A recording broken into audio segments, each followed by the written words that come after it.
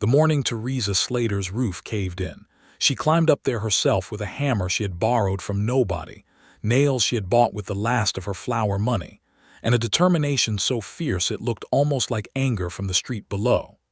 It was the spring of 1878, and the town of Calloway Creek, Texas, sat baking at the edge of the Edwards Plateau like something God had set down and half forgotten. The town was not cruel. It was not particularly kind either. It was the kind of place where people nodded at you from across the road and considered that sufficient. Where a widow with a small plot of land and a 6-year-old son was expected to be grateful for the nodding and to otherwise manage her own affairs without making anyone uncomfortable. Theresa Slater had been managing her own affairs for 3 years, ever since Robert Slater had ridden out to help round up stolen cattle from the Dunmore property, and come back draped across his horse in a way that made her know, from 50 yards off, that he was never going to speak to her again. She had cried for 6 days. She had cried in the house so her son Thomas would not see it, and she had cooked meals and braided her hair and said good morning to the neighbors and thanked Reverend Mills for the covered dish and then gone back inside and cried again. On the 7th day she stopped, not because the grief was finished, but because the grief was going to have to wait. The fields needed tending, the cow needed milking, Thomas needed feeding, and Theresa Slater was the only person left who was going to do any of those things. 3 years had passed since then. Thomas was now 9, with his father's brown eyes and his mother's stubborn jaw. The cow was still alive. The fields produced enough corn and sweet potatoes to keep them fed through winter if she was careful, which she always was. She had repaired the fence twice. She had replaced the well rope once. She had patched the south-facing wall of the house with clay and straw when the planking warped and split during a particularly hard summer. She had done all of it without asking a single soul in Calloway Creek for anything more than the occasional use of a tool, which she always returned promptly and in better condition than she had received it.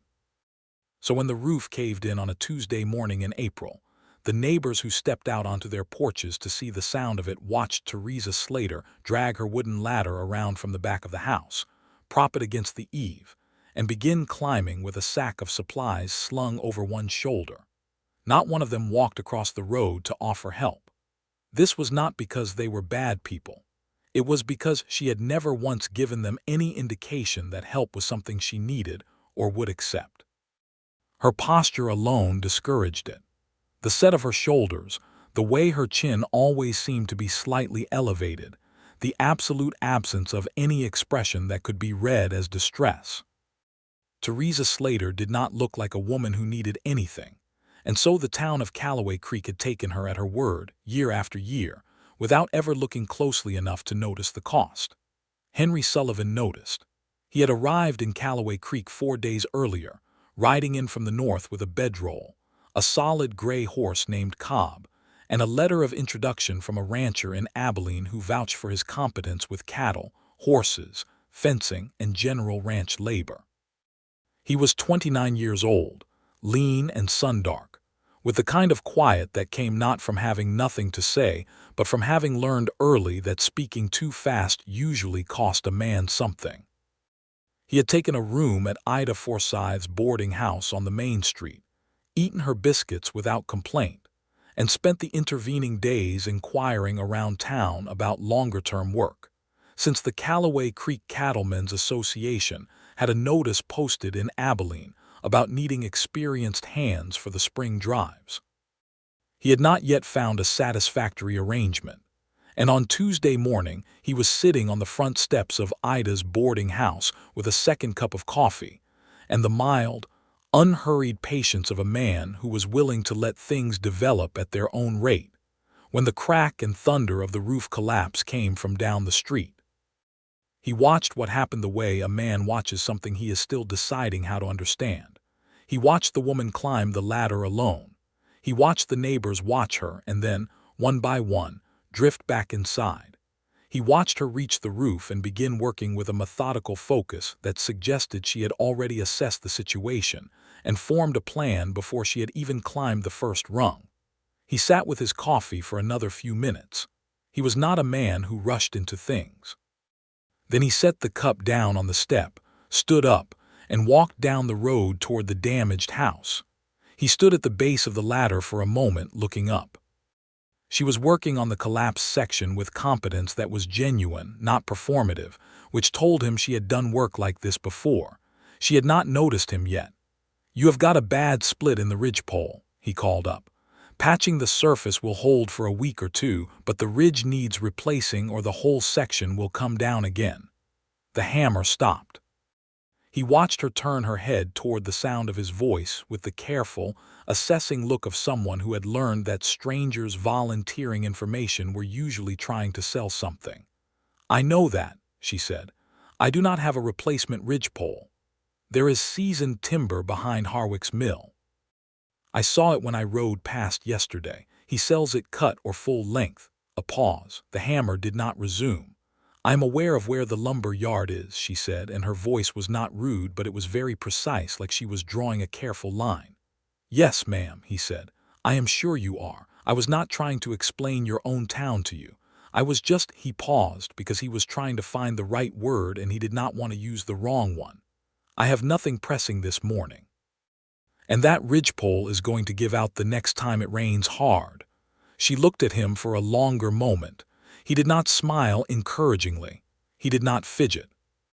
He just stood there at the base of the ladder, holding his hat in one hand, looking up at her with an expression that had no pity in it at all, which was the thing that made her hesitate rather than simply telling him no. Most people who offered to help Theresa Slater did it with pity threaded through every word, and she could not bear pity. It made her feel like something broken that people were examining. Henry Sullivan looked at her like she was a capable person who had a roofing problem, and that was a different thing entirely. "I cannot pay you," she said, and she kept her voice level because she had decided years ago that she would rather be direct about her limitations than have anyone hold a debt over her head. "I did not ask to be paid," he said. "I am new in town and I have not found steady work yet. Doing something useful is better than sitting on a porch step." Another pause. Thomas had appeared in the doorway of the house below, a small, serious-faced boy watching the exchange with the same quiet intensity his mother showed when she was thinking something through. "All right," she said finally, and she turned back to what she was doing. "I would be grateful for the help." He noted that she had not said thank you yet. She had said she would be grateful, future tense, conditionally, as though she was reserving judgment. He put his hat back on and went to find out about the lumber. His name was Henry Sullivan, and Theresa Slater did not yet know it, and he would later think that those few minutes at the base of that ladder, with her looking down at him like she was deciding whether to trust a man she had never met, were among the most interesting minutes of his life up to that point. He came back an hour later with a ridgepole of the right dimensions loaded across Cobb's back, and the mild, undramatic announcement that Harwick had agreed to put it on credit until the end of the month, which Henry Sullivan intended to pay himself from the wages he expected to have earned by then. Theresa climbed down the ladder when she heard that, and she looked at him directly for the first time. She was 27 years old, dark-haired and direct-eyed, and she had a smudge of dirt on her left cheekbone and sawdust in her hair, and the expression on her face was not gratitude exactly, but something more complicated and more genuine. "I do not take on debts I have not agreed to," she said. "It is my debt," he said, "not yours. I made the arrangement on my own account." "That is the same thing." "No, ma'am, it is not. If I pay the debt, it was my credit. Your roof gets repaired and you owe me nothing." She stared at him. He could see her turning the logic over, looking for the angle, looking for what he wanted. "Why would you do that?" she asked. He could have given her several answers. He chose the honest one, though he kept it plain. "Because you needed the ridgepole, and you were not going to ask anyone for it. And that seemed like it should not be the only option available to you." The silence that followed was the kind that has weight. Thomas had come out of the doorway and was now standing beside his mother, looking up at the stranger with his father's brown eyes. "Your name?" she asked. "Henry Sullivan." "Theresa Slater," she said, "and this is Thomas." Henry crouched down to the boy's level, which was not something most grown men bothered to do. "How old are you, Thomas?" "9," said Thomas without hesitation. "Old enough to help with a ridgepole," Henry said. "You can hand me the tools from the bottom of the ladder if you are willing." Thomas looked at his mother. She gave a small, almost imperceptible nod. "All right," said Thomas. They worked through the morning and into the early afternoon. Henry was efficient without being showy about it, and he explained what he was doing as he went, not for Theresa's benefit but for Thomas's, which Theresa noticed and filed away quietly. He replaced the ridgepole with clean, careful work, reset the damaged shingles, and checked the adjoining sections while he was up there, calling down 2 further concerns she had not yet gotten to, both of which were legitimate and both of which he fixed without making a production of it.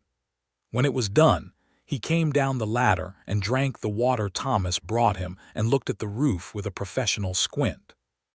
"That will hold through the season," he said. "You will want to look at the east section before next winter." "I know," she said. He glanced at her.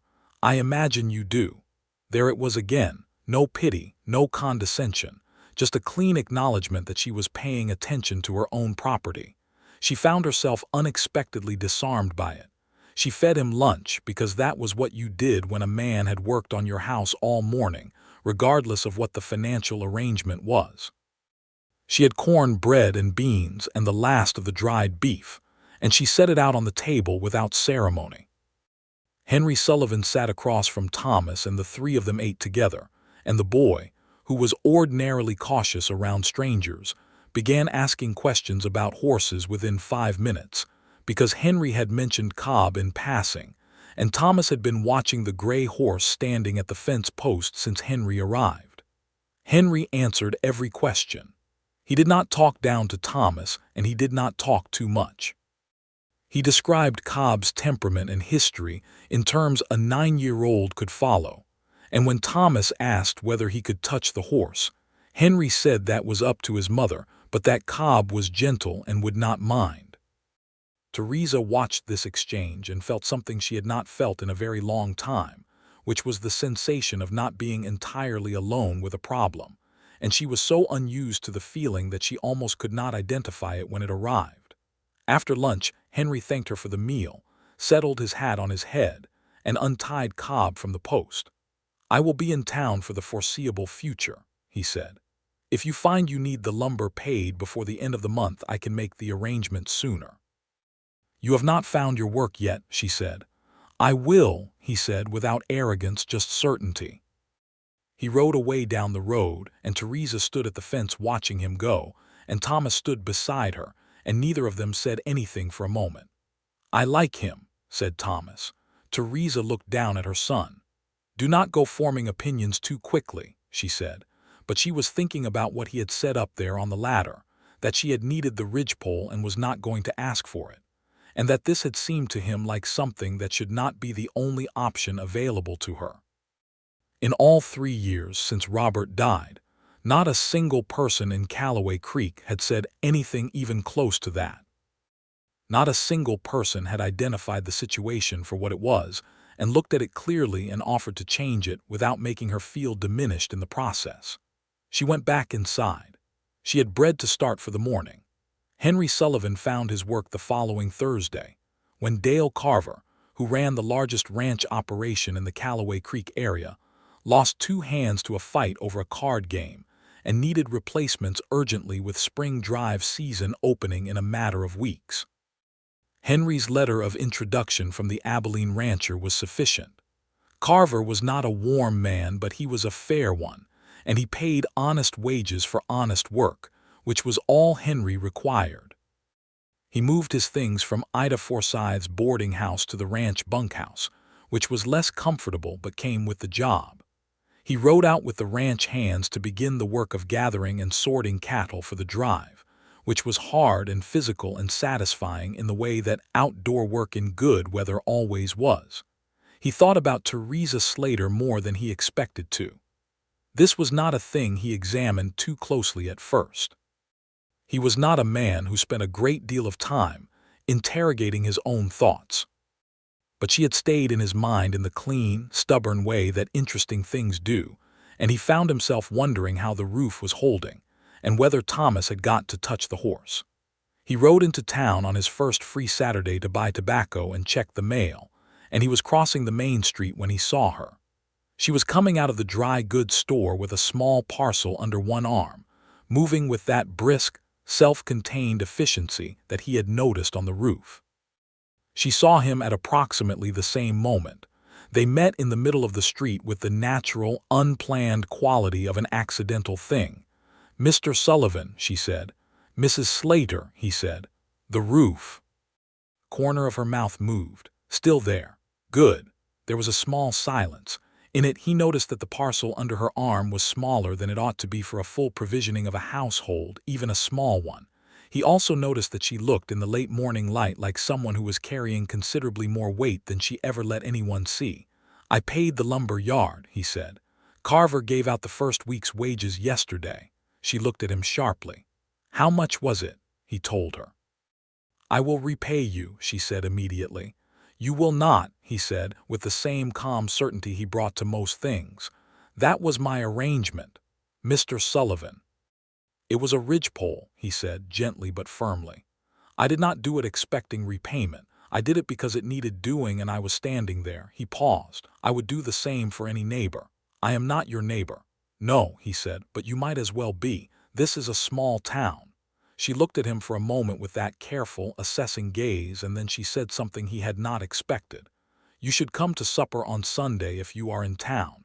It is the least I can do."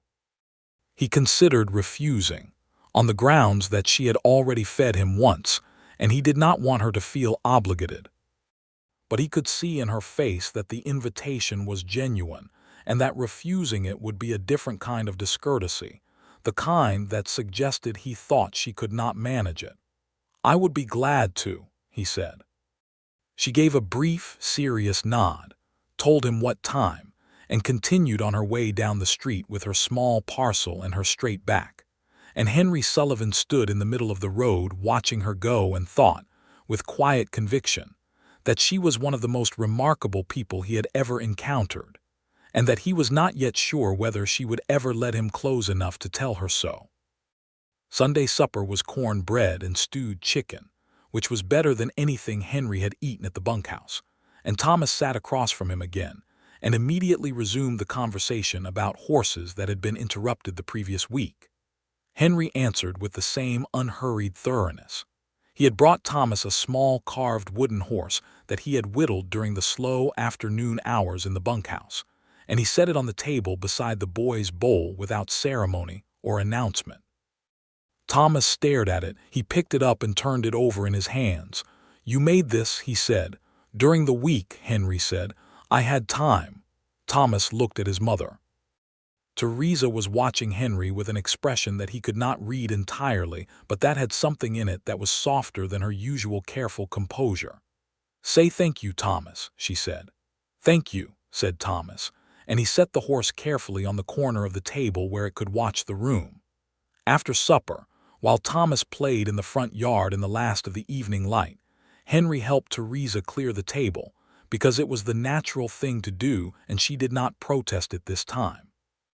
They moved around each other in the small kitchen with an ease that surprised them both, and at one point their hands reached the same stack of bowls at the same moment, and the brief contact was nothing, barely anything, but it stayed with both of them after it was over. They sat on the front steps afterward while Thomas chased a toad across the yard. The evening was warm and smelled of cedar and dry grass, and the sky was going orange and lavender over the plateau. "Thomas's father," Henry said carefully. "How long ago?" 3 years, she said. She did not tighten up. She had made her peace with answering that question plainly. "He was a good man. He was helping a neighbor when it happened. That was who he was." "I am sorry," Henry said, and he said it without the usual awkward elaboration that people felt compelled to add. "Thank you," she said, and she meant it in a way she rarely did. The silence that followed was comfortable in a way silences with strangers usually were not, and Henry noticed that about her too, the way she sat without feeling the need to fill every quiet with sound. "You have been managing this place alone for 3 years," he said after a while. "Yes," she said, "that is considerable work." "It is what needed doing," she said. He turned his head and looked at her, and something in his expression was different from the way he usually looked at things, more direct, more considered. "Has anyone ever told you," he said, "that what you are doing out here is a remarkable thing?" She blinked. It was the only visible reaction she allowed herself, but it was genuine. "No," she said, "not in those terms." "It is," he said simply. "Most people could not do what you have done here alone for 3 years without complaint. That is the saddest bravery I have ever seen." The phrase hung in the evening air between them like something that had a physical weight. Theresa stared at him. She was not sure she had heard those exact words, that particular combination of truth and witness, aimed directly at her, in all the years she had been doing the thing he was describing. Sad, brave, both at once, not one or the other. She looked away because her eyes were doing something she did not want him to see. "It is just survival," she said, and her voice was steady but only barely. "Survival is the bravery," he said. "The sadness is that you have been doing it alone." Thomas had caught the toad and was bringing it over to show them, which gave Theresa the moment she needed to compose herself. She exclaimed appropriately over the toad, sent Thomas to wash his hands before bed, and did not look at Henry Sullivan again for several minutes, because she was afraid of what her expression might give away. He rode back to the ranch in the dark, and she lay awake long after Thomas was asleep, and the phrase moved through her mind the way water moves through a crack in rock, patient and insistent, finding all the spaces she had sealed shut. The saddest bravery he had ever seen. He had named it. In 3 years, he had been the first one to name it. He came to supper the following 2 Sundays as well, without anyone formally extending a recurring invitation, because it simply began to happen the way natural things do, and neither of them made an announcement of it. Dale Carver's spring drive was still 3 weeks out, and the ranch work was heavy but regular, and Henry had settled into Calloway Creek with the unhurried certainty of a man who had found the place that matched his temperament. On the 3rd Sunday, he came an hour early because he had been past the eastern fence line of her property on a ride through the area, and noticed that 2 posts were down, which would let cattle through from Carver's grazing land. He had the posts back up before she came out to see what the sound was. She stood at the edge of the yard watching him work, and she had that expression again, the one she got when she was turning something over, looking at it from multiple angles. "You do not have to do that," she said. "The fence is down," he said.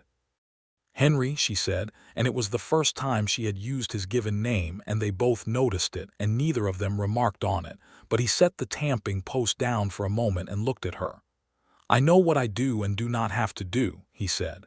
"There is a difference between an obligation and a choice. This is a choice." She looked at him for a long time.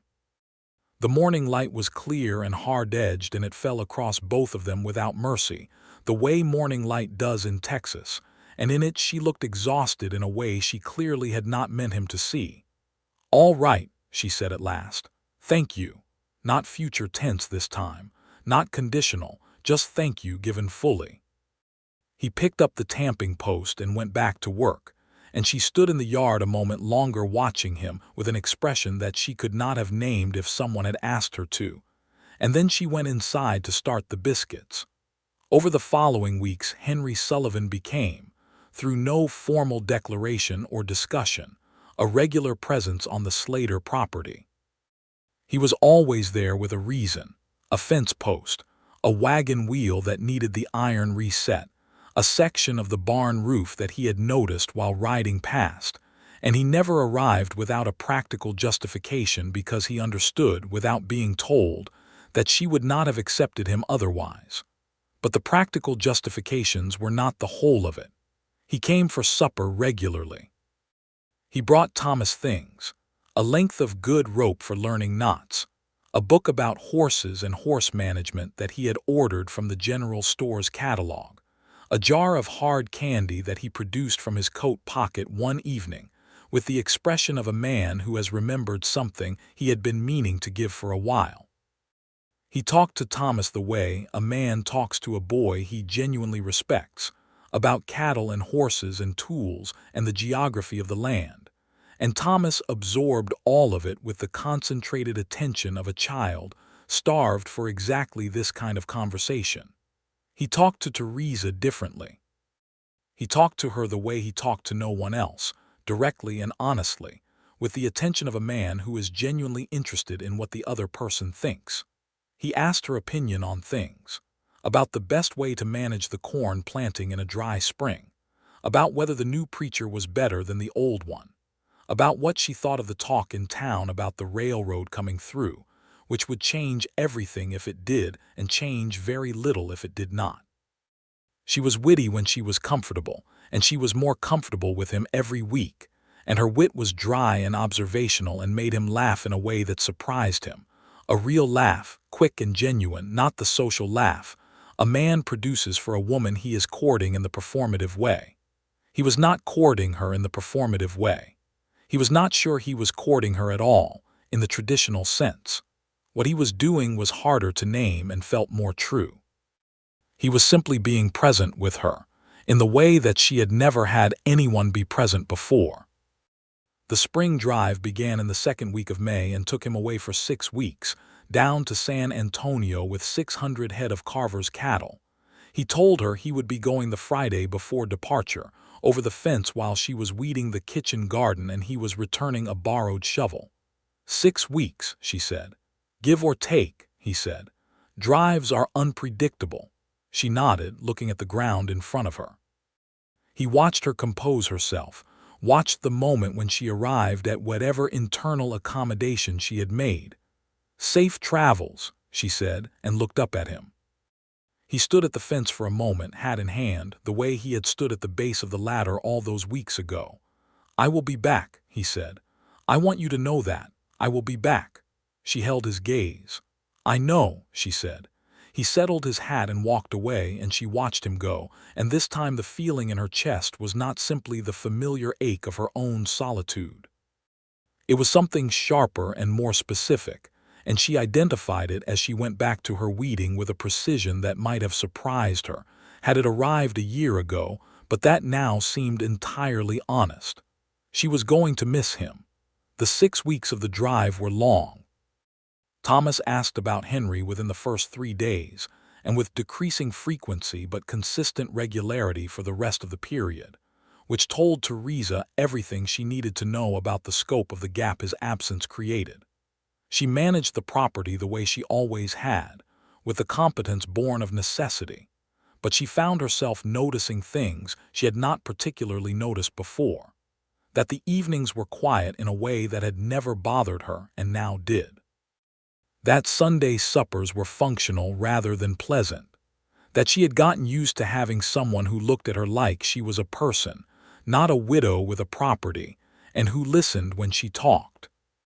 She had not known, before Henry Sullivan came, how much she had been missing being listened to. The drive came back in late June, delayed a week by flooding on the river crossing south of Comfort. Henry rode onto the Carver ranch with the rest of the hands late on a Wednesday evening, and was in Calloway Creek by the following Saturday morning, because there was no reason to delay, and he had not particularly been in the habit of delaying things once he knew what he wanted. He rode up to the Slater property and dismounted at the gate, and Theresa came out of the house before he had tied Cobb to the post, because Thomas had spotted him from the window and shouted, and she had come to the door meaning to be casual about it. She was not casual about it. She came off the porch steps faster than she meant to, and she stopped herself in the yard at a socially appropriate distance, but she could not stop what was happening in her face, which was a relief so frank and genuine that it startled both of them. "You're back," she said. "I said I would be," he said, and he was smiling. He smiled rarely enough that it was always notable when he did, a slow, full smile that changed his whole face. Thomas came barreling out of the house at a run and skidded to a halt in the yard because he was 9 and too old to be seen running dramatically toward a person, but only barely, and Henry crouched down and held out his hand, and Thomas shook it with great seriousness while also grinning in the wide, unguarded way that children do when they are simply happy.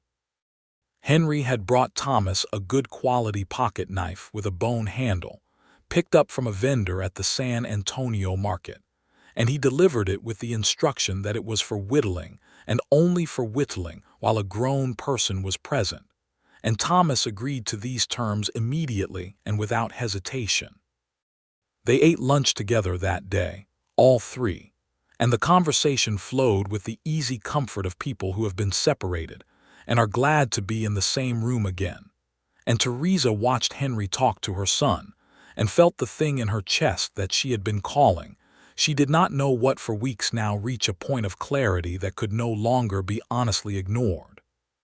She loved him. She did not say this. She was not by nature a woman who said things before she was completely certain of them, and she turned this revelation over carefully and examined it from every angle the way she examined everything, looking for the flaw or the sentimentality or the wishful thinking, and she could not find any. It was simply true. Henry Sullivan had come to her property to fix her roof and had stayed through sheer consistent genuineness, and she had fallen in love with him the way water finds its level, gradually and then all at once, and now there was no talking herself out of it. The question was whether he felt the same. She thought he might. She was perceptive about most things, and she had noticed the way he looked at her when he thought she was not watching, the particular quality of his attention, the fact that he had ridden straight to her property on his first free morning after 6 weeks away.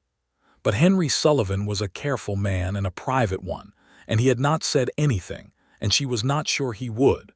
She was going to have to wait and see. She did not have to wait long.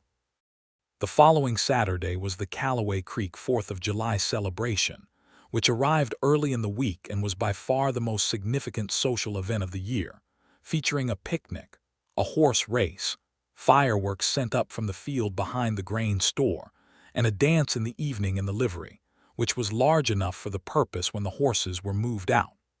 Theresa went every year because Thomas loved it, and because she was a member of the community, however little she demanded of it. She wore her good blue dress and braided her hair up under her bonnet, and arrived with Thomas at noon for the picnic, and she was setting out their blanket on the grass when Henry arrived beside her and set down a parcel of food that he had clearly assembled with some care. "I did not know if you had a lot to carry," he said, somewhat unnecessarily, since she had 2 jars of pickled preserves and a pan of corn bread. "I manage," she said, and then immediately felt the familiar defensive edge of that response and softened it. "But I am glad you are here." He looked at her with a directness that she met evenly. "Are you?" he said. "Yes," she said simply. "I am." The day unfolded in the easy way of summer celebrations in small Texas towns, with a great deal of eating and talking and children running wild in the heat, and a horse race in the afternoon in which Cobb distinguished himself remarkably before coming in second to a young quarter horse from the Mitchell Ranch. Henry came back from the race with good humor about the loss and took the loss of the $1 he had wagered on himself with equanimity, and Thomas was outraged on his behalf in the comical, wholehearted way that children defend the honor of the people they love. In the evening they went to the dance. Theresa had not danced since before Robert died. She did not intend to dance now.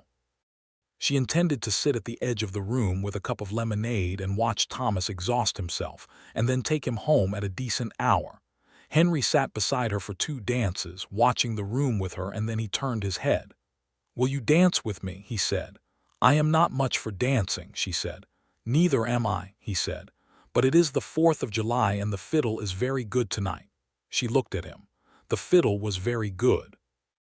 A man named Hooper played fiddle in Calloway Creek the way that some people paint or pray, with complete conviction, and tonight he was in full form, and the music was alive in a way that made the air feel different. "One dance," she said. They danced one dance and then another, and Theresa discovered that she was, in fact, still capable of dancing, that the knowledge lived in her body, the way most truly physical things do, patient and waiting. Henry danced with the same unhurried competence he brought to everything, not showy, just solid and present, and his hand on her back was steady and warm. On the third dance the music slowed and she looked up at him, and he was looking down at her, and the room continued to exist around them, but it was not particularly relevant. "Theresa," he said, and his voice was low enough that only she could hear it. "Yes," she said. "I have been trying to find the right time for this," he said. "I'm not sure there is a right time exactly, so I'm just going to say it." She waited. Her heart was beating with an intensity she was going to have to discuss with herself later. "I am in love with you," he said. "I have been, I think, since you looked down at me from that roof and told me you were aware of where the lumber yard was." The corner of his mouth moved. "You were entirely right, and you said it very well." She laughed. It came out before she could moderate it, a genuine laugh, surprised and warm, and he looked at her with an expression so undefended that she felt it like something physical. "I am in love with you too," she said. "I have been for a while. I was waiting to see if you were going to say something." "I was looking for the right time," he said. "I know," she said. "That is something you do." They danced the rest of the song without speaking, and the fiddle played and the lanterns burned gold above the livery, and Thomas, who was across the room eating a third piece of cake with the Mitchell children, glanced over at his mother, and the man who was dancing with her, and felt something he did not yet have the language for, but that settled comfortably in his chest like warmth.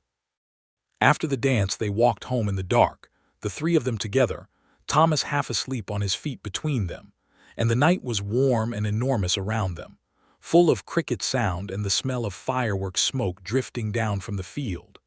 Henry saw them to the gate and stood there in the moonlight while Thomas stumbled inside on autopilot, and Theresa stood on the other side of the fence from him, and the moment had a particular quality, a fullness. "I would like to call on you properly," he said, "if that is agreeable to you." "It is," she said. "And I would like to speak to Thomas," he said, "about my intentions, at the right time. I want him to know what is happening from me, not just to observe it." She looked at him for a long moment. The moon was high and clear, and the plateau stretched away in the dark behind him. "He already knows," she said softly. Henry nodded once. He took her hand across the top of the fence gently and held it for a moment in the way that something true and unhurried holds itself with complete certainty. Then he said good night and rode home, and she went inside, and the feeling in her house was different that night, fuller, like something that had been carefully excluded had finally been let in.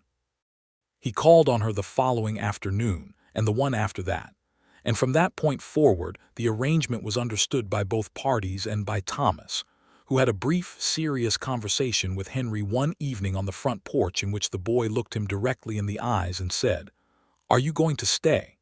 And Henry said, "If your mother will have me, yes." And Thomas nodded in the manner of someone who has made a final determination and considers the matter settled.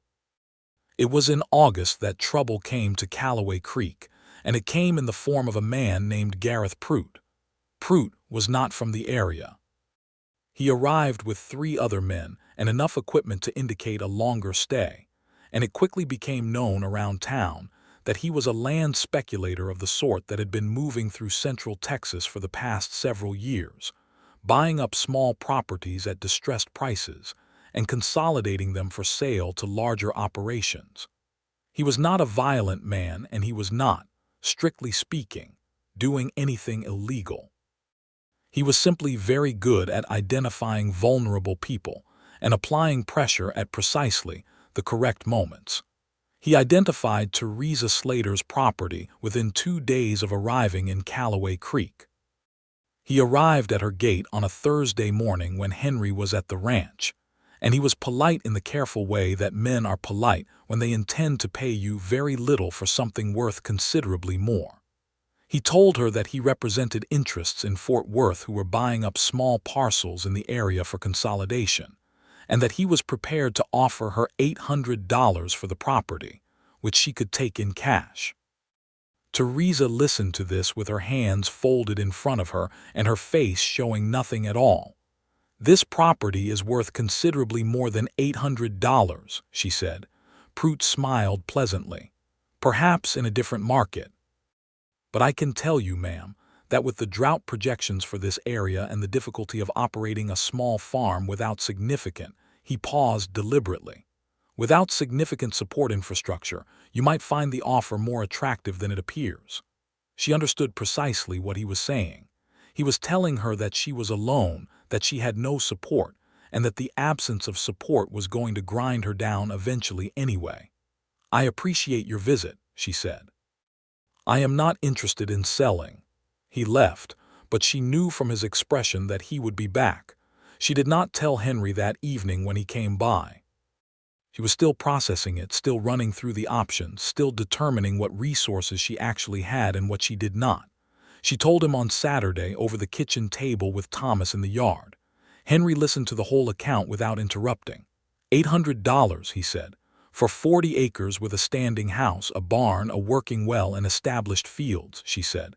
"That is less than a fifth of what it's worth," he said. "I know." He was quiet for a moment. "He will come back." "Yes," she said. "And he will have a different argument next time, or he will find another angle." She looked at Henry steadily. "I want you to know that I am not telling you this because I expect you to fix it. I am telling you because—" She stopped, and something moved across her face. "Because I am trying to learn to tell people things instead of managing everything entirely alone. And you told me once that the latter was the saddest bravery you had ever seen." He looked at her. She had remembered it exactly. 3 years of doing everything alone, and she was making a conscious effort to change it, and she was doing it with the same quiet determination she brought to every hard thing. "What do you want to do?" he said. "I want to keep the property," she said. "It is Thomas's inheritance. It is what Robert built." "Then we keep it," he said. The "we" was not lost on either of them. They went to see Daniel Marsh, the town's only attorney, the following Monday. Marsh was a small, precise man who had been practicing in Calloway Creek for 15 years and who knew land law in the area with genuine expertise. He listened to the situation and told them what they already suspected, that Prout's offer was entirely voluntary and that Theresa had no obligation to accept it. "The difficulty," Marsh said carefully, "is if he begins looking for other leverage. Tax liens, disputes about the boundary lines, claims about water rights. These things can be manufactured by men with enough resources and enough will." "Can they be defended against?" Henry asked. "With proper documentation and a clear legal standing, yes," Marsh said. "I would recommend getting your deed reviewed and having the property survey confirmed. If everything is in order, there is very little he can do." Theresa's deed was in order. The survey was confirmed. The well was on her land by a clear margin. Marsh drew up a formal statement of the property's legal standing and filed it with the county, which was not glamorous work, but was exactly the kind of thorough, procedural defense that made men like Prout move on to easier targets. Prout came back, as predicted, on a Friday in August with a slightly different offer and a slightly different argument. Theresa met him at the gate again. This time she had a copy of Marsh's filing in her hand. She gave him the relevant facts calmly and directly, told him that the property's legal standing was a matter of county record, and told him that she had no intention of reconsidering. Prout looked at the document, looked at her, and then looked past her to where Henry Sullivan was visible in the background, doing something at the fence with entirely too much purposeful calm for a man who had not positioned himself there deliberately. The calculation in Prout's eyes was visible for just a moment. He tipped his hat, thanked her for her time, and left Calloway Creek 3 days later. His men rode with him. The land consolidation project moved south to a different county, where presumably there were smaller properties with more isolated owners. When Henry came in from the fence that evening, Theresa was standing at the kitchen stove and her back was to him, and he could see from the set of her shoulders that she was holding herself together with considerable care. He came to stand behind her, close enough that she could feel him there but not touching, and he said, very quietly, "It is over. He is gone." She turned around. Her eyes were dry, but they had been close to something, and she looked at him with the complete honesty that she reserved for moments when the composure was unnecessary. "I was not frightened of him," she said. "I want you to know that." "I know you were not," he said. "I was angry," she said, "that someone could come and look at what I have built and what Robert built and tell me it was worth less than it is because I am alone." He was very still. He was listening with every part of his attention. "You are not alone," he said. She looked at him. The kitchen was warm and smelled of supper, and the light was fading outside, and Thomas was in the yard, and everything was exactly as it should be. "No," she said, "I am not." He kissed her then for the first time, and it was not tentative. It was the kind of kiss that occurs between two people who have been moving toward each other with patience and honesty for months, and it had a completeness to it, a sense of arrival. He asked her to marry him in September, on a clear morning when they were walking the edge of the property together in the golden early light, looking at the progress of the late corn, and she said yes with a directness that he had come to love about her. No hesitation, no performance, just yes, with the full weight of her certainty behind it. Thomas was told that evening. He received the news with the careful seriousness he applied to most things, and then asked Henry 2 questions. First, would they be staying on the property, and Henry said yes. Second, what was he supposed to call him, and Henry said that was entirely up to Thomas, and he could take as long as he needed to decide. Thomas thought about this for a moment and then said, "All right." The wedding was in October, at the Calloway Creek church, with Reverend Mills presiding and every member of the community in attendance, because by this point the story of Henry Sullivan arriving at Theresa Slater's gate and fixing her roof and staying was the kind of story that people in small towns hold on to, and the wedding was less a social obligation and more a collective acknowledgement that something right had happened. Theresa wore her mother's ivory dress, altered to fit, and she carried dried wildflowers because fresh ones were scarce in October, and she walked down the aisle with Thomas on one side of her, because she would not walk it without him. Henry stood at the front of the church with a clean suit and an expression of such quiet, complete happiness that even Dale Carver, who was not a sentimental man, cleared his throat twice. They exchanged their vows plainly and directly, the way they did most things, and Reverend Mills pronounced them married, and Henry kissed her in front of the entire assembled town of Calloway Creek, and there was no one in that church who did not feel that they had witnessed something genuine. That evening there was a supper at the community hall, organized by Ida Forsyth and 3 other women of the town who had apparently been waiting for an occasion of this sort, and the tables were full, and the fiddle was played again, and Theresa danced more than one dance this time, without any reservation at all. They rode home in the dark with Thomas asleep in the wagon bed behind them, and the October night was cool and vast and full of stars, and Henry drove and Theresa sat beside him and their shoulders touched all the way home. "Are you happy?" he asked. She considered the question seriously, the way she considered everything. "Yes," she said, "I am happy." He took her hand on the seat between them and held it, and the horse walked on through the dark. The first year of their marriage was the kind of year that sets the character of everything that follows.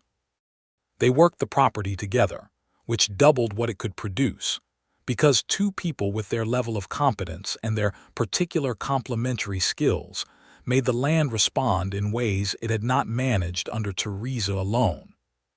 Henry was a good farmer as well as a good ranch hand, and he had ideas about the soil and the rotation of crops that he had picked up from years of riding through different parts of Texas, and he and Theresa argued about some of these ideas with the lively, specific disagreements of 2 intelligent people who both care about the outcome. They were good arguments, the kind where both people get smarter. Henry continued working for Dale Carver through the spring drive of 1879, and the income from that combined with the improved farm production to put them in a more stable position than Theresa had been in since before Robert died. The east section of the roof that Henry had identified in that first visit was replaced in November, with proper lumber, with Thomas assisting, and learning the technique with serious concentration. Theresa found in those first months that the hardest adjustment was not the practical one. The hardest adjustment was learning to not manage everything alone, to say when something was difficult, to accept Henry's help without immediately reassessing the ledger of what she owed. He was patient about this with the particular patience of a man who understood exactly what he was asking of her. One evening in March, when the winter had been hard and the spring planting was behind, and she was running through numbers at the kitchen table with an expression he had come to recognize as controlled anxiety, he sat down across from her and put his hand over the paper.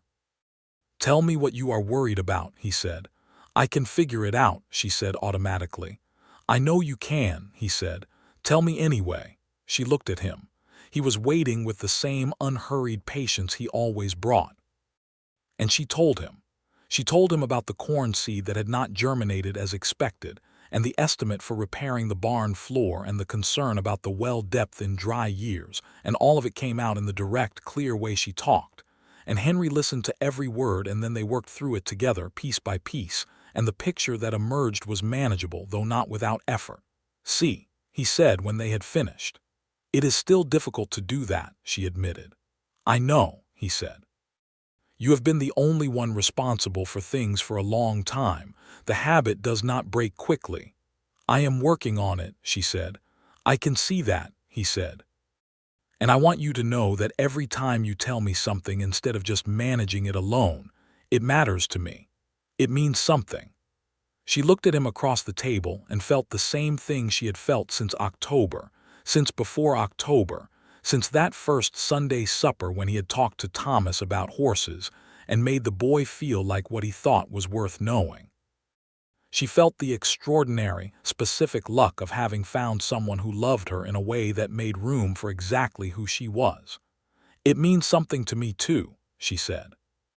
She was pregnant by spring, which they discovered with the mixture of joy and practical assessment that characterized most of their decisions. Thomas was told first, because he was the child whose world was changing, and he processed it in his typical fashion, asking several logical questions, and then going outside to think about it, and returning an hour later to say that he thought it would be good to have a brother, with the specificity of a boy who has considered the matter and arrived at a preference. The baby arrived in November of 1879, a cold, clear morning after a labor that was hard but shorter than expected, with the midwife present and Henry outside pacing the yard in a manner entirely inconsistent with his usual composure. Thomas sat on the front porch beside him and said nothing, because he was old enough to understand that some things required proximity rather than words. It was a boy. Henry stood in the bedroom doorway with the expression of a man who has just been presented with something his understanding cannot fully contain, and Theresa held the baby and watched Henry's face move through shock and wonder and enormous, undefended love, and she thought that she had never seen him look quite so uncomposed, and that she loved him more for it. Thomas came to the door beside his stepfather and looked at his brother with the gravity of someone accepting a large responsibility. "We said James," said Henry. "James," Thomas confirmed. "James Robert Sullivan, for his father, and for the man who had built the land he was born on." And Theresa held him in the room where she had cried alone for 6 days 3 years before she had ever met Henry Sullivan, and the distance between those two moments was everything. The years that followed were not without hardship, because the land and the time made hardship inevitable. And 1880 brought a drought that tested every farmer in the county.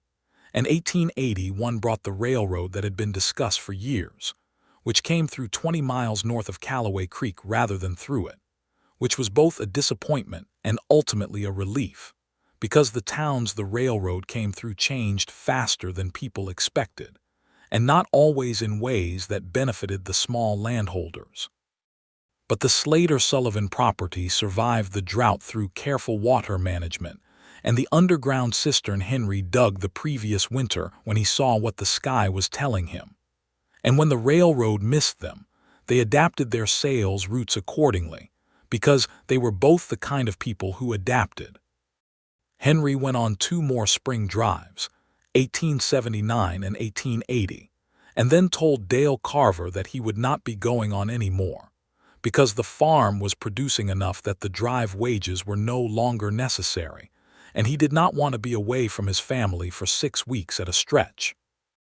Carver, who was a practical man, said he understood and hired him for local ranch work through the summer and fall, which suited everyone. Thomas grew up in those years with the particular quality of a child who has been loved attentively, which is a different quality from being loved excessively.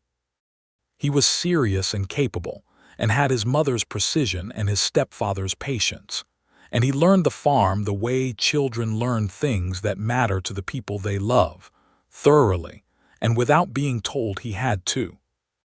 By the time he was 12, he could manage most of the day-to-day operations without supervision, and Henry told him plainly and specifically what he was good at, which is the thing that makes children believe themselves capable of things.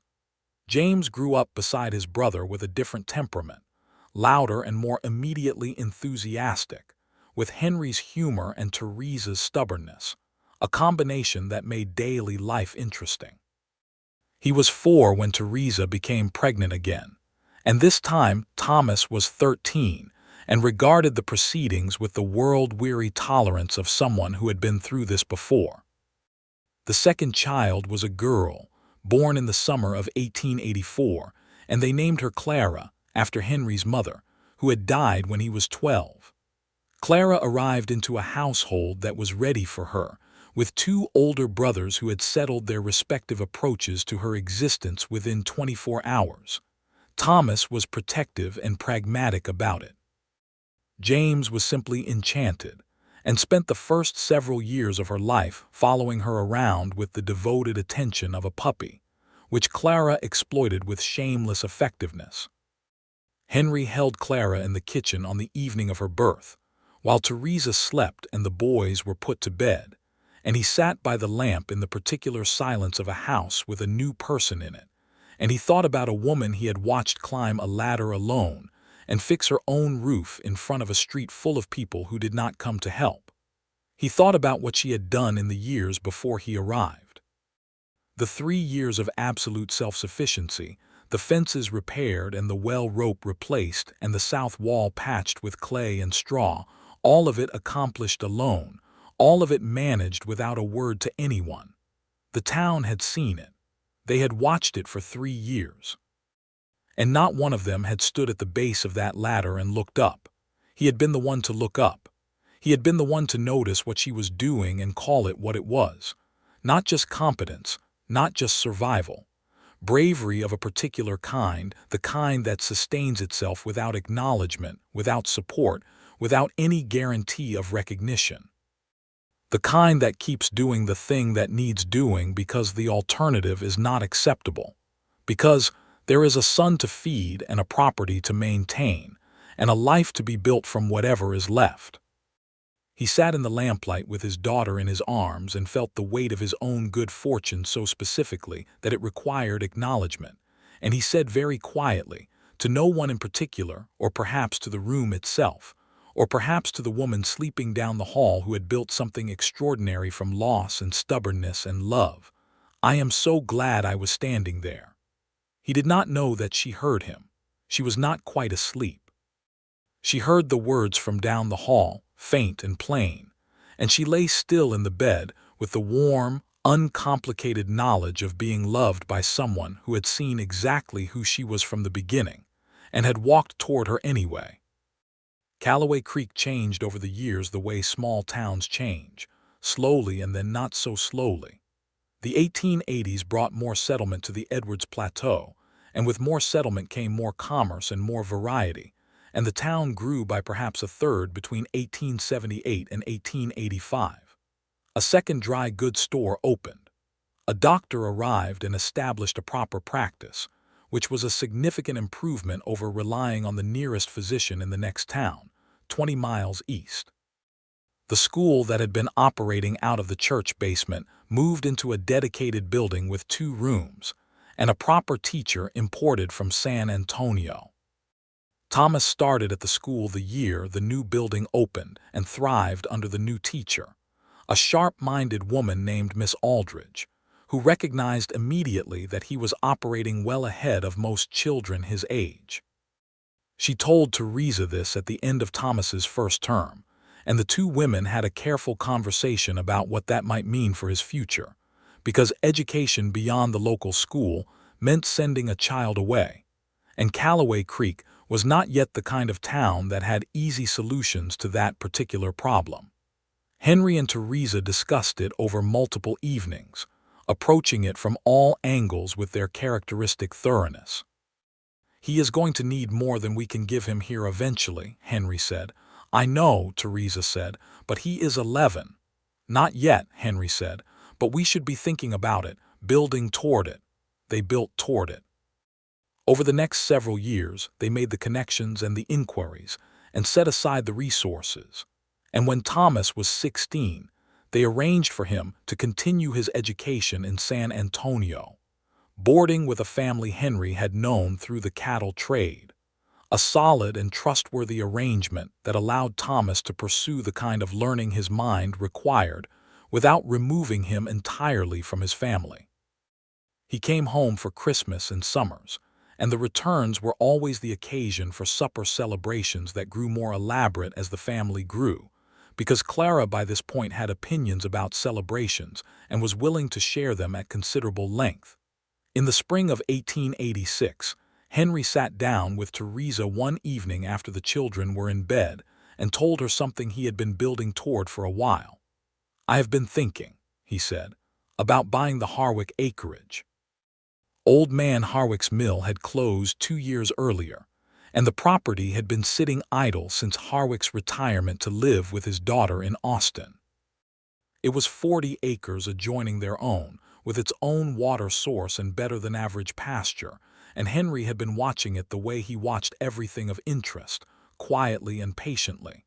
"That is double our acreage," Theresa said. "Yes," he said. "James is 8. In 5 years he will be able to manage the additional land, and Clara will not be far behind him in wanting to be useful." Theresa smiled at that, because Clara at 4 was already announcing her intentions to run the ranch when she grew up, to the unvaried amusement of everyone except Clara, who did not find it amusing at all. "Do we have the resources?" Theresa asked. He laid out the finances on the table the way they always did together openly.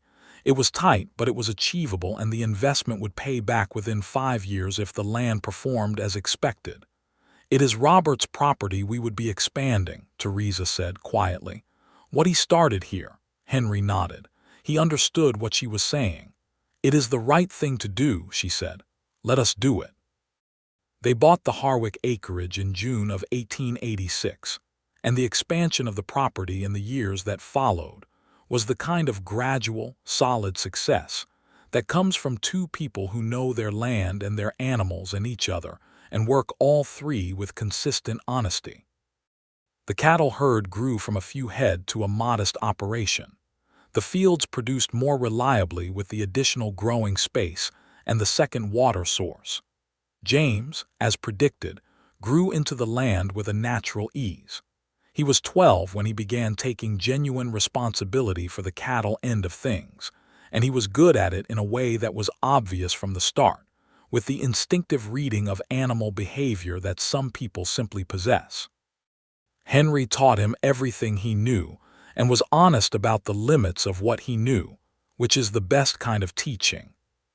Clara did, in fact, more or less run the ranch by the time she was 12, or she ran the administrative side of it, keeping the accounts with a precision that startled Henry the first time he looked properly at her ledger, and realized she had implemented a system cleaner and more organized than the one he had been using.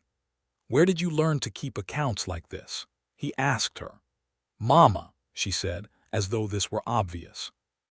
He went and found Theresa in the kitchen and told her about the ledger, and Theresa said she had been showing Clara the account since she was 8, because Clara had asked, and Henry sat down at the kitchen table and looked at his wife with the enormous, specific appreciation that had been the constant of their marriage for 8 years.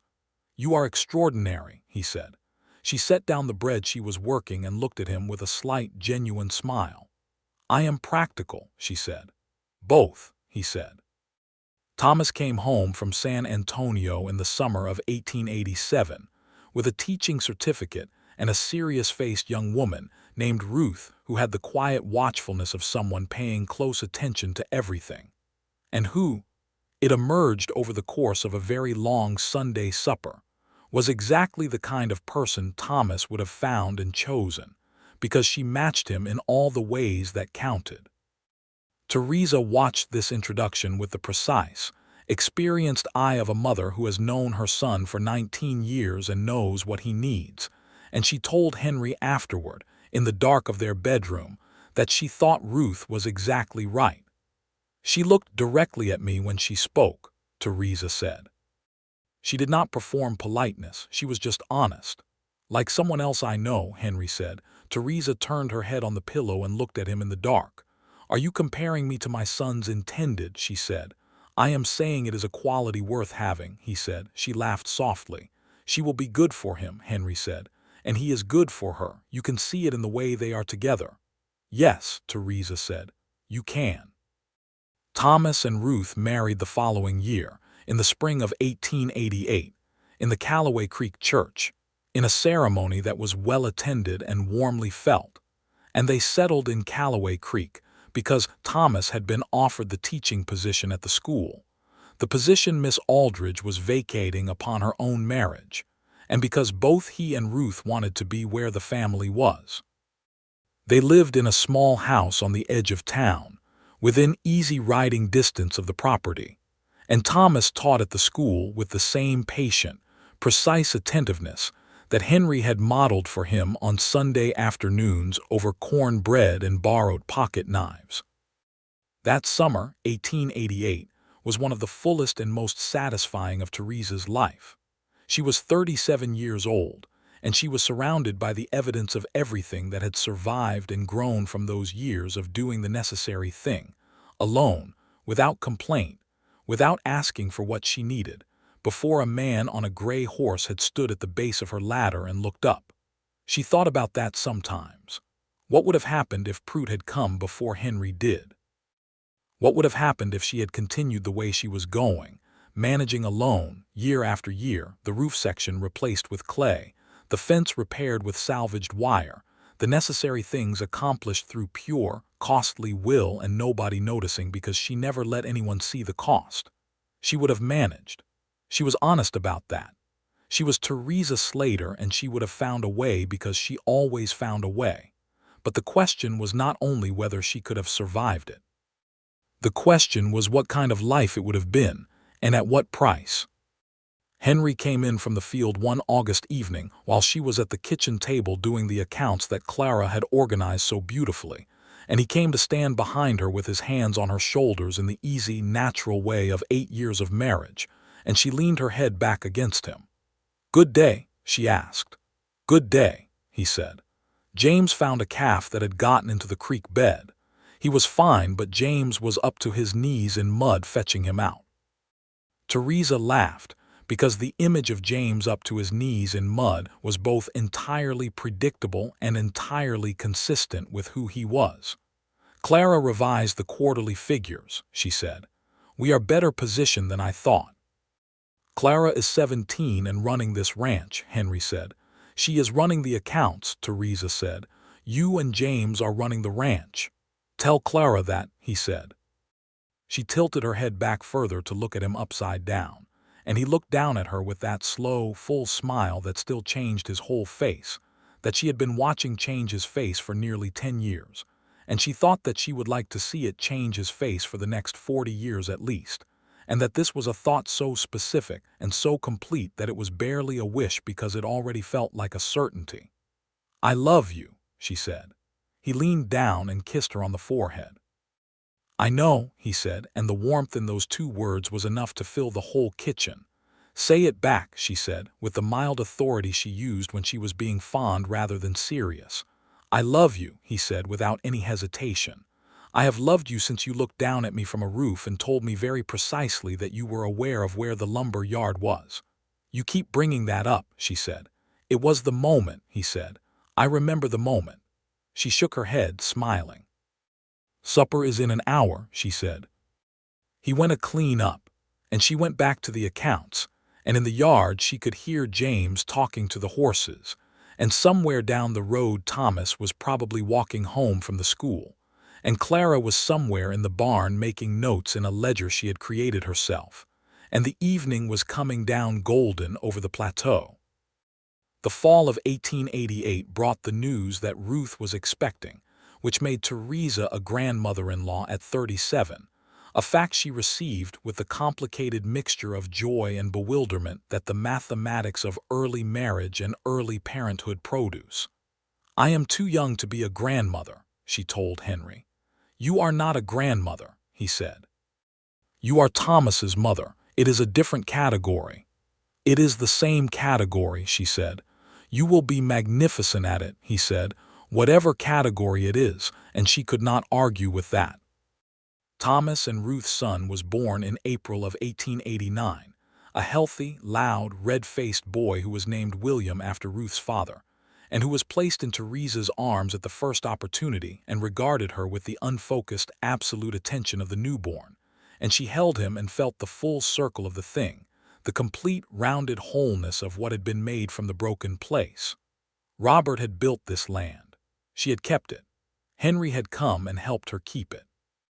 Thomas had grown from the boy who stood in the doorway watching a stranger at the base of a ladder to the man who handed her his son in a room full of warmth and good light. William opened his mouth and made the small, specific sound of someone discovering that the world outside is very loud. "Hello," Theresa said, very quietly to him. "Hello, you."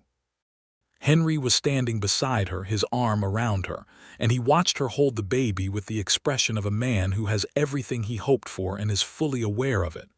"All right," he said softly. "All right," she said. "More than all right." The year Thomas's son turned 1, James was 18, and had grown fully into the ranch operation with the assurance of someone who belongs exactly where he is.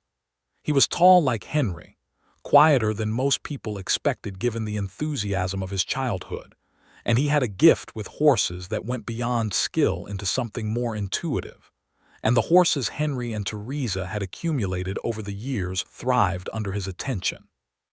He had also, in the way of young men in small towns, developed a particular regard for a girl named Annalise Chambers, whose family had settled in Calloway Creek in 1885, and who had grown up alongside the Sullivan children in the adjacent years.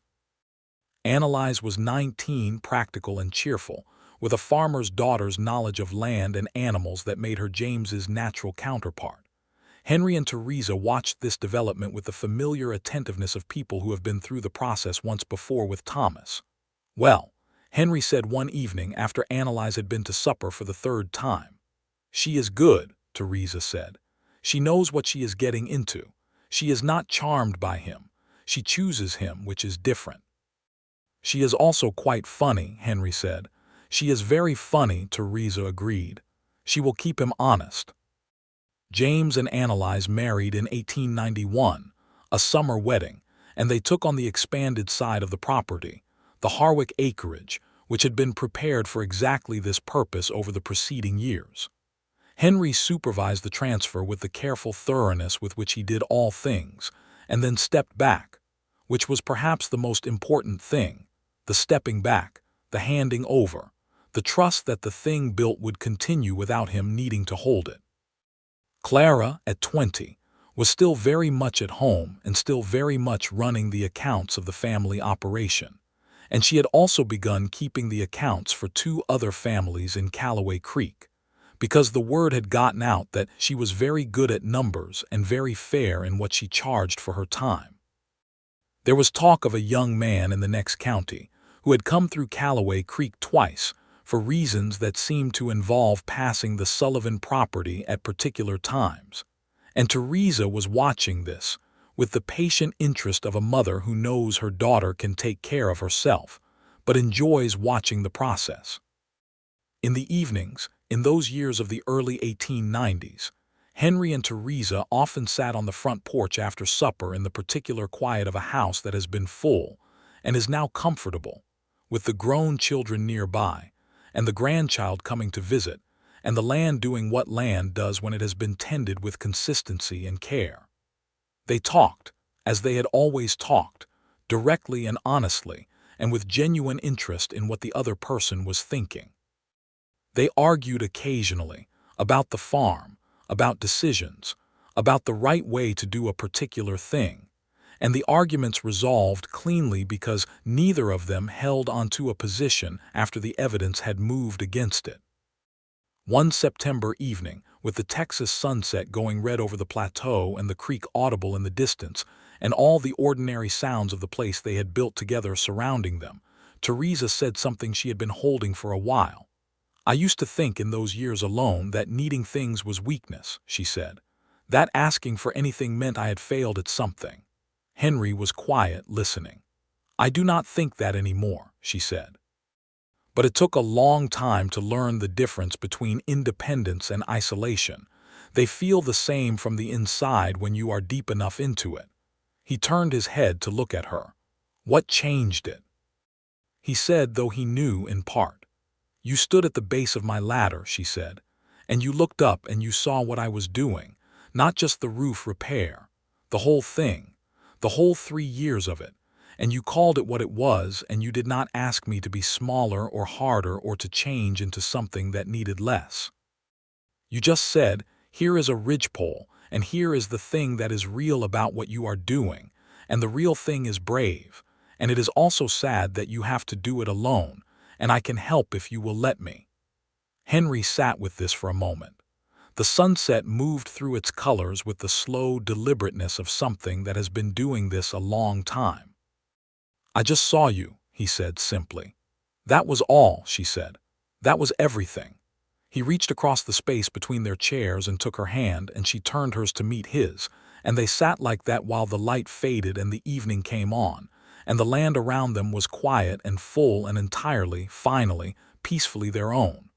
The years continued in the way good years do, accumulated with the gentle weight of living. Thomas had 2 more children, a daughter in 1891 and another son in 1893, and his teaching became a fixture of Calloway Creek's community life in the way that good teachers become fixtures, quietly essential.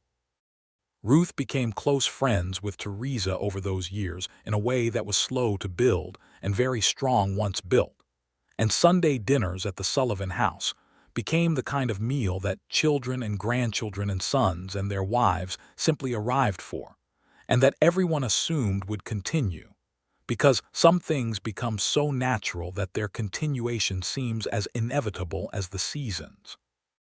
James and Annalise had their first child in 1892, a boy they named Robert, for the man who had built the land James now ran, and when Theresa held this child with his great-grandfather's name, she felt the continuity of things as a physical sensation, warm and complete. Clara married in 1893.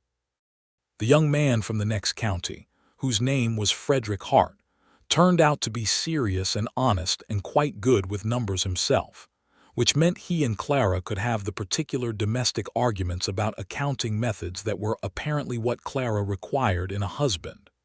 They settled nearby, because the family had reached a critical mass in Calloway Creek, and the gravity of it held people. Henry Sullivan at 44 was still lean and direct, with gray at his temples and a few more lines around his eyes from years of squinting at the Texas horizon, and he was the kind of man who improved consistently with age, which Theresa told him once directly in the kitchen one morning, and he looked at her with the expression she had been seeing for 15 years and said, "So do you," and meant it. She did. She was 43 with silver at her hairline and the particular quality of a woman who has done hard things, and come through them with her humor and her precision and her directness all intact. And she was, in the full accounting of it, more herself than she had ever been in her life, because the years with Henry had given her the room to be herself completely, and she had used the room.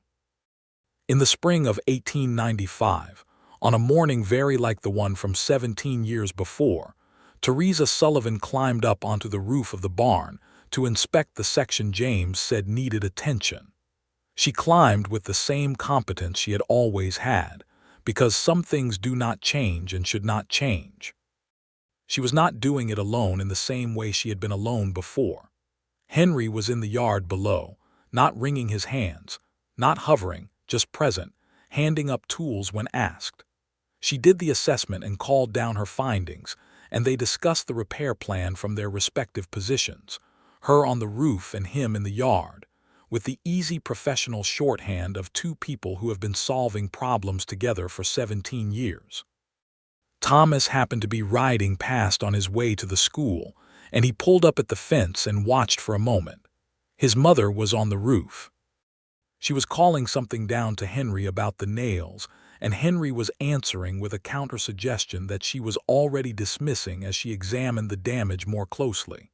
Thomas watched his stepfather's face while this exchange happened. Henry was smiling, the slow, full smile, watching his wife argue with him from a rooftop. Thomas sat on his horse for a moment at the fence and thought about something he had been thinking about intermittently for years, the image from when he was 9 years old of a stranger standing at the base of their ladder. He had not understood it then, not entirely. He had understood that something was happening that his mother was allowing, which was itself unusual. He had understood that the stranger was different from other strangers in ways he could not fully articulate. He understood now. He understood what it had cost her those years before Henry. He understood what the man at the base of the ladder had given her, not just the ridgepole, not just the labor, but the simple and extraordinary act of looking up and seeing what was there and naming it truly. He understood that his mother was a person who had never asked anyone for anything because she had learned, through loss and necessity, that the only reliable person was herself, and that Henry Sullivan had been the first person to look at that self-sufficiency and see both the strength in it and the grief in it, and to offer something that was neither pity nor transaction but simply witness. That was what love was, Thomas thought. At its most fundamental, it was being the person who looked up. He rode on to school.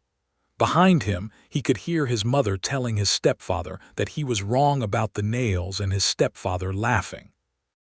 There was a very large supper that Sunday, as there usually was, with Thomas and Ruth and their 3 children, and James and Annalise with little Robert and their new daughter Margaret, who was 8 months old and had decided that the world was an excellent place, and that she would communicate this assessment through sound, and Clara and Frederick, and Henry and Theresa presiding over all of it with the satisfied ease of people who have built something that works.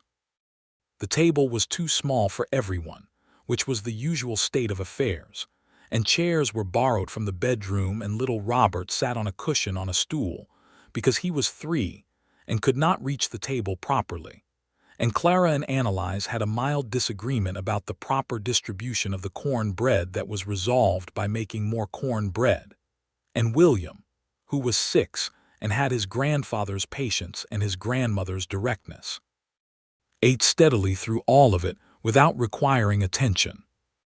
Henry sat at one end of the table and Theresa sat at the other, and in the middle were all the people they had made and gathered and loved, 3 generations of the ordinary, extraordinary work of a life, and the noise was considerable, and the food was good, and the evening light came through the windows at the angle that meant summer was established and not going anywhere for a while. Henry looked down the length of the table at Theresa. She was talking to Ruth about something, her hands moving slightly the way they did when she was making a point, her expression animated in the way that close company brought out in her. She glanced up and caught him looking, and the small, private smile she gave him was the smile of a woman who knows she is seen and does not need to explain what that means. He raised his coffee cup slightly, just barely, just enough. She tilted her head just barely, just enough. Across the table, Thomas saw this exchange and said nothing, and the supper continued in the warm, overflowing way that Sunday suppers do when there is enough food and enough love, and the evening is long, and the world outside is doing nothing alarming. Later, when the dishes were done and the children were beginning to droop, and the families were saying their goodbyes at the door with the extended, affectionate inefficiency of people who genuinely like each other, Henry and Theresa stood together at the gate and watched the wagons and horses go down the road in the last of the daylight. Thomas lifted a hand in farewell. James said something funny and James's horse shook its head. Clara and Frederick argued mildly about which direction was faster. The grandchildren waved with the complete, full-body enthusiasm of children who are tired but not ready to admit it. The road was quiet when they were gone. The night was coming in from the east, blue and warm, and the first stars were beginning to appear, and the plateau lay around them in the big, patient silence of land that has been loved and worked and passed on. Theresa leaned against Henry's shoulder. He put his arm around her. "They are all right," she said. "Not a question." "They are all right," he confirmed. The stars came out, one by one and then in their full abundance, and the creek made its small sound in the distance, and the house behind them was warm and quiet, and Henry Sullivan held his wife in the dark on the land she had built and kept and loved through loss and solitude and the ordinary courage of continuing, and the saddest bravery she had ever lived was a long time behind her now, transformed by years of being witnessed into something else, something full, something that had never once required her to be anything less than exactly who she was.